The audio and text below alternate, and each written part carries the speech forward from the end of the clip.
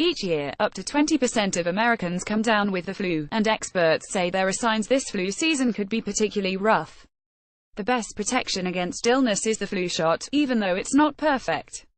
Over the past decade, effectiveness of the vaccine has ranged from as high as 60% to as low as 19%. Last year's flu shot was 42% effective. While that may seem low, Tara Nirula explains that it's still important for everyone to get vaccinated.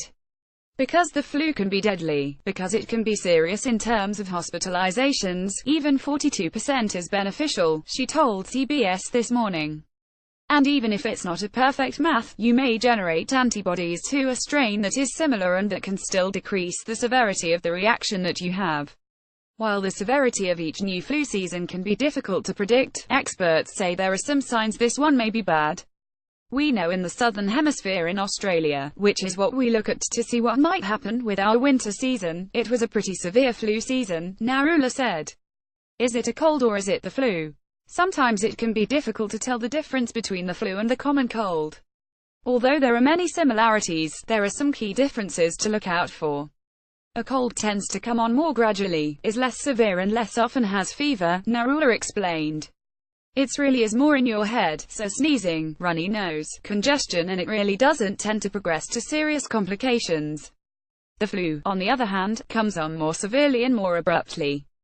Typically there's fever for a couple of days, and not only can you have the sore throat, fever and runny nose, but you can have body aches, headache, fatigue, and even nausea and diarrhea, and it can progress to things like pneumonia and hospitalization and more serious outcomes, Nirula said.